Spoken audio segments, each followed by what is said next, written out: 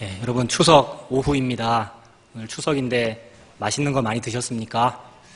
추석이라서 너무 좋은 것 같습니다. 저는 어릴 때부터 추석 되면 어른들이 용돈도 많이 주시고 또 맛있는 것도 많이 먹고 하기 때문에 너무 좋았습니다. 추석이 되면은 너무 좋으니까 감사할 일이 많이 있지 않습니까? 하나님께 감사하게 되고 그렇습니다. 추석이 기독교적으로 해석한다면 추수감사절쯤 되는 거 아니겠습니까? 그래서 이 추석에 하나님께서 많은 열매들 주시고 또 일가 친척들 만나게 되는데 모두 건강하고 하나님 은혜 가운데 있는 것, 이것을 하나님 앞에 많이 감사하시는 저와 여러분 되시길 바랍니다. 추석이 되어서 너무 감사하기 때문에 우리가 하나님 앞에 감사하는 그런 제목들에 대해서 오늘 나누고자 합니다. 하나님 앞에 너무나도 감사한 것이 많은데 특별히 저는 하나님 앞에 정말로 감사한 것이 한 가지 있습니다. 제가 하나님 앞에 너무나 감사하고 진짜로 감사한 것, 다른 것도 많이 있지만 다른 것과는 비교할 수 없고 오직 이 한 가지만이 너무나 감사하다 하는 그 제목은 바로 하나님께서 저랑 약속을 해주셨다라는 그것입니다. 하나님께서 예수님 믿는 우리랑 무언가를 약속하셨다. 이것이 가장 감사한 제목입니다. 이것은 또한 좀 달리 표현하면 그 전능하시고 거룩하신 그 여호와 하나님, 우주의 창조자 되시는 그 하나님께서 어떻게 나 같은 것하고 약속을 하셨다. 이것 때문에 너무너무 감사합니다. 여러분, 이러한 표현이 저에게는 굉장히 의미가 있는 표현인데요. 왜 그러냐 하면요. 요새 뉴스 같은 것을 보면은 굉장히 흉악한 그런 범죄 뉴스가 많이 있지 않습니까? 차마 입에 담을 수 없는 그런 흉악한 범죄 뉴스가 많이 있습니다. 근데 뉴스에 그런 범죄자들이 나올 때 많은 사람들이 욕을 합니다. 어떻게 저렇게 천인공노할 범죄자가 다 있는가? 어떻게 저 사람은 사람의 탈을 쓰고 저런 행동을 하는가? 라고 우리가 이렇게 지적을 하지 않습니까? 하지만 저는 그런 뉴스가 들릴 때 하나님께서 그렇게 말씀하십니다. 경민아, 너가 바로 저런 사람이야 라고 말씀하십니다. 하나님께서 우리 모든 인류에게 분명히 그렇게 말씀하십니다. 모든 인류가 다 아담의 후손이고 다 타락 아래에 있고 범죄 중에 있기 때문에 누가 더 악하다라고 우리가 손가락질할 수 없고 우리가 함부로 우리의 잣대를 가지고 우리의 이성을 가지고 함부로 판단할 수가 없습니다. 오히려 하나님께서 우리의 귀에 들려주시는 음성은 네가 바로 저러한 범죄자다. 어떤 면에 있어서는 네가 더하다라고 하나님께서 말씀하십니다. 그렇기 때문에 저와 여러분은 하나님 앞에 너무나도 큰 범죄자들입니다. 저는 특별히 하나님 앞에 너무나도 큰 죄인이기 때문에 하나님 앞에 감사할 만한 제목이 가장 큰 것이 그것입니다. 나 같은 죄인을 하나님께서 택하셔서 예수님 믿게 하시고 약속해 주셨구나. 이것이 너무나도 감사합니다. 여러분들께도 여러 가지 감사할 제목이 많이 있으시지만 하나님께서 바로 나를 위해서 약속해 주셨구나. 바로 나를 위해서 하나님 자기 자신이시고 하나님의 아들이신 예수님께서 십자가 지셨구나. 이것에 늘 감사하시는 저와 여러분 되시길 바랍니다. 하나님께서 우리에게 이렇게 약속하셨다는 것은 태초로 거슬러 올라가지요. 하나님이 우리 인류와 약속하셨다. 이건 태초로 거슬러 올라갑니다. 아담을 만들었다는 그 사실 자체가 사람과 약속했다는 뜻이고요. 사람을 사랑하셨다라는 그것 자체가 하나님께서 사람과 약속하셨다라는 것입니다. 그리고 특별히 그 약속을 표면에 드러나게 보여주신 것이 아브라함을 선택하신 것이죠. 아브라함을 택하셔서 하나님께서 약속하십니다. 그리고 그 약속이 아브라함의 눈에 보이도록 하나님께서 눈에 보이는 형태로 약속을 보여주시는데 그것이 바로 재물을 반으로 쪼개어서 쪼갠 고기를 벌려놓고 그 사이를 하나님께서 횃불로 하나님 자신께서 그 사이를 지나가심으로써 약속을 보여주지 않으십니까?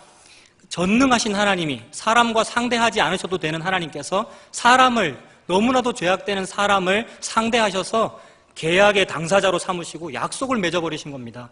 그리고 그 약속을 우리 눈에 보이도록 하기 위해서 재물을 좌우로 벌려놓고 그 사이를 하나님께서 지나가셨습니다. 재물을 칼로 갈라서 좌우로 벌려놓고 하나님께서 그 사이를 지나간다. 이것이 무슨 뜻이라고 했습니까? 이전에 담임 목사님께서도 설명해 주셨습니다. 재물을 벌려놓고 이렇게 약속하는 그 풍습은 내가 이 약속을 어길 때에는 나도 이렇게 이 동물처럼 칼에 의해서 죽임받아도 괜찮습니다라는 그런 보증 아닙니까? 하나님께서 우리처럼 연약하고 죄악된 우리 인류를 위해서 바로 저를 위해서 그렇게 약속을 해주신 것입니다. 그런데 약속이라는 것은 원래 한 사람이 하는 게 아니고 쌍방이 둘이서 해야 되는 거지 않습니까? 하나님께서 우리와 인류와 약속하셨다는 것은 우리도 그렇게 약속했다는 말입니다. 그런데 여러분, 아담의 후손들의 모든 역사를 생각해 보십시오. 이스라엘 민족의 모든 역사, 인류의 모든 역사는 세계사를 보아도 알 수 있듯이 늘 하나님과의 이 약속을 어기는 방향으로 흘러갑니다. 자꾸만 어기는 방향으로 죄를 짓고 하나님과의 이 약속을 자꾸만 어깁니다. 이스라엘의 모든 역사가 그러하고, 특별히 이제 이 이스라엘의 남유다가 이제 서서히 망해가는 이 예레미야서를 볼 때에 더욱 그러합니다. 예레미야 선지자는 눈물의 선지자지 않습니까? 늘 눈물로 울면서 사람들에게 하나님 말씀 전하고 그렇게 합니다. 우리나라가 지금 망해가고 있다. 이대로 우상 숭배하고 이대로 이렇게 신앙을 바로 가지지 않고는 우리가 망할 수밖에 없다라는 말을 합니다. 그런데 사람들은 그런 말이 듣기 싫지 않겠습니까? 그래서 예레미야를 외면하고 하나님의 바른 말씀은 외면하고 거짓 선지자의 말들을 자꾸 청종하고 그렇게 합니다. 그래서 예레미야는 아픈 마음으로 내가 이런 말 하지 말아야지 하면서 또 그런 하나님의 바른 말씀을 전하지 않고 있다가, 그럴 때는 또 속에서 막 가슴이 타는 것 같아서 말하지 않을 수 없어서 제가 이런 말을 합니다라고 하면서 예레미야가 또 울면서 설교하고 그렇게 하지 않습니까? 그렇게 해도 결국 이 남유다가 망하고 다 바벨론으로, 그리고 북이스라엘은 아수르로 다 잡혀가고 포로가 되지 않습니까? 그것이 인류의 역사입니다. 그리고 그것이 가론 유다의 역사이고요. 그리고 그 후손인 우리들의 역사가 그러합니다. 그것을 생각할 때에, 악한 범죄자의 뉴스를 볼 때에 그 사람을 손가락질 할 수가 없는 겁니다. 내가 그러하다는 걸 알기 때문에, 내 피에 그것이 흐르고 있고 나에게 원죄가 있고 자범죄가 있다는 걸 너무나 잘 알기 때문에 악한 범죄자를 향해서 함부로 손가락질 할 수가 없습니다. 우리는 그렇게 자꾸만 죄를 짓고 이 예레미야서에 나오는 그런 범죄자들처럼, 이 남유다처럼 늘 하나님 앞에 범죄를 합니다. 하나님께서는 그 죄물을 좌우로 갈라서 그걸 보여주실 만큼 그 정도의 간절함으로, 그 정도의 하나님의 열심으로 우리가 약속하시는데, 사람은 그것을 자꾸만 어깁니다. 오늘 읽은 예레미야서 33장 이후에도 그런 이야기가 자꾸 나옵니다. 34장에는 시드기야 왕 이야기가 나오거든요. 이 시드기야도 결국은 범죄하여서 예레미야의 말을 듣지 않고 회개하지 아니하다가 결국 잡혀가고 맙니다. 근데 그 최후가 너무너무 비참하지 않습니까? 하나님과의 그 약속, 쪼갠 고기의 그 약속을 어겼다는 그 결과가 너무나 참혹합니다. 자기의 모든 아들들, 왕자들이 시드기야가 보는 눈앞에서 다 죽임을 당하게 되고, 그리고 왕자 죽는 거 다 보고 나서, 그러고 나서야 이 바벨론 왕이 시드기야의 눈을 뽑지 않습니까? 너무나 잔인합니다. 예레미야서의 마지막은 그렇게 마치고 맙니다. 이들이 그렇게 벌을 받고 그렇게 망할 수밖에 없었던 것이 바로 그 하나님과의 그 약속, 쪼갠 고기의 사이의 그 약속을 어겼기 때문입니다. 34장에 나타납니다, 여러분. 34장 18절과 19절 보시면, 송아지를 둘로 쪼개고 그 두 조각 사이로 지나매 내 앞에 언약을 맺었으나 그 말을 실행하지 아니하여 내 계약을 어긴 그들을, 곧 송아지 두 조각 사이로 지난 유다 고관들과 예루살렘 고관들과 내시들과 제사장들과 이 땅 모든 백성을 내가 그들의 원수의 손에 다 맡겨버리겠다, 망하게 하겠다라고 하나님께서 말씀하십니다. 하나님께서 분명히 아브라함 때부터 벌써, 그리고 더 거슬러 올라가면 아담을 창조하시는 그 순간에 벌써 우리와 약속하셨고, 우리도 그것에 동의하였고, 약속은 두 사람이 한꺼번에 이루어지는 것이기 때문에 우리도 약속하였음에도 불구하고 우리가 자꾸 이렇게 죄를 짓고 예레미야서에서처럼 자꾸 그 쪼갠 고기 사이의 약속을 어기기 때문에 우리가 망할 수밖에 없습니다. 그래서 너무나 애통할 수밖에 없고, 악한 뉴스를 들을 때마다 그 사람 지적할 수가 없고, 내가 그러하구나, 내가 더 범죄자구나 라는 것을 늘 생각하게 됩니다.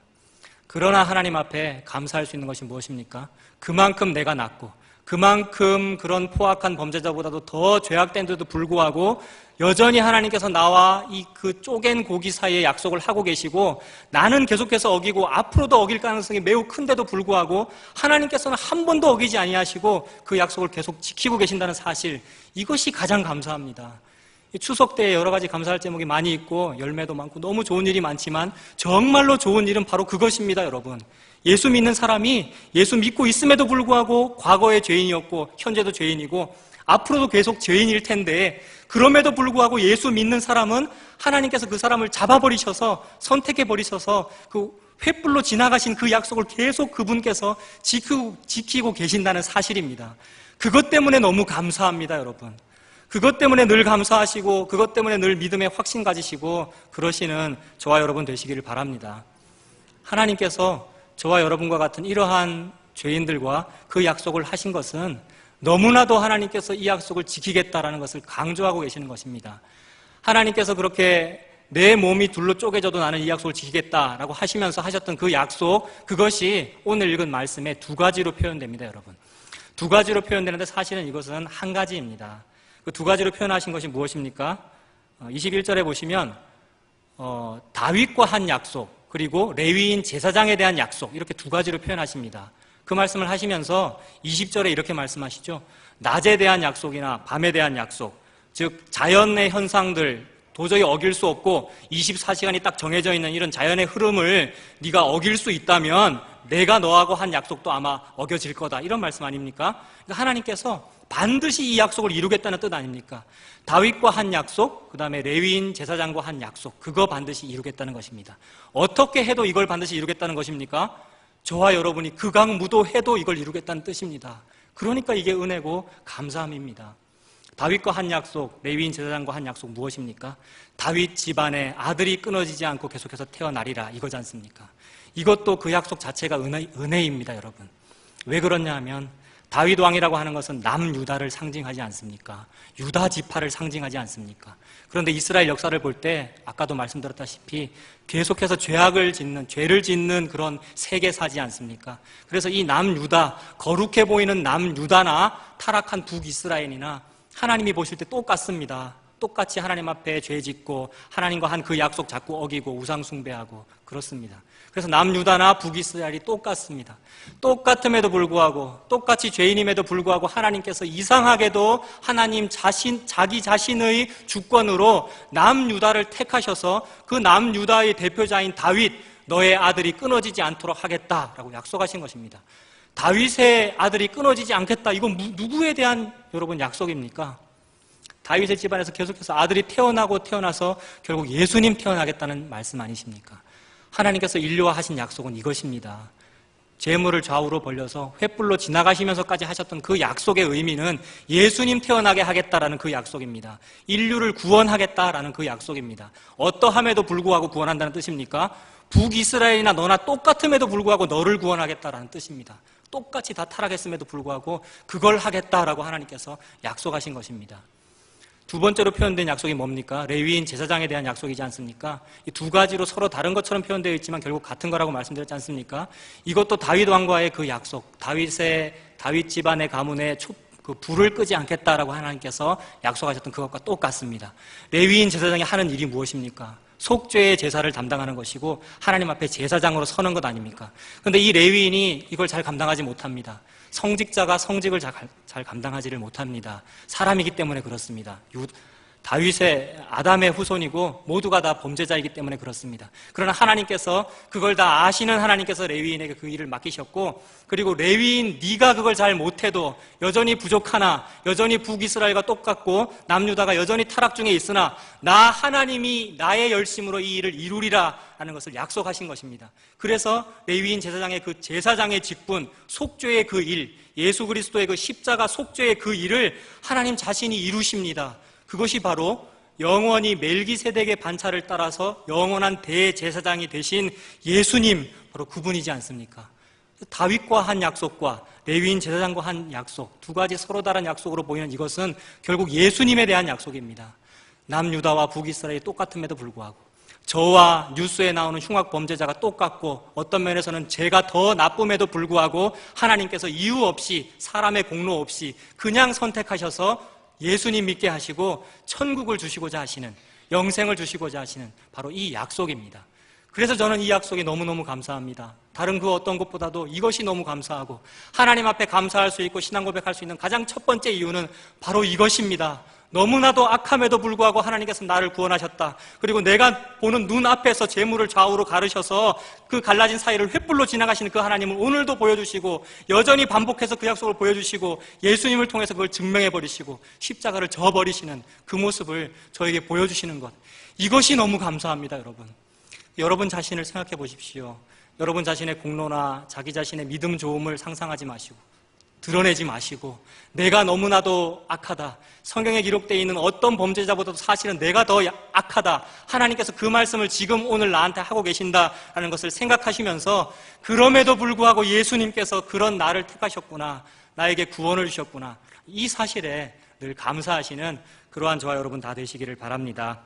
그런 믿음으로 늘 하나님 앞에 감사하시고 늘 믿음으로 승리하시는 저와 여러분 다 되시길 바랍니다.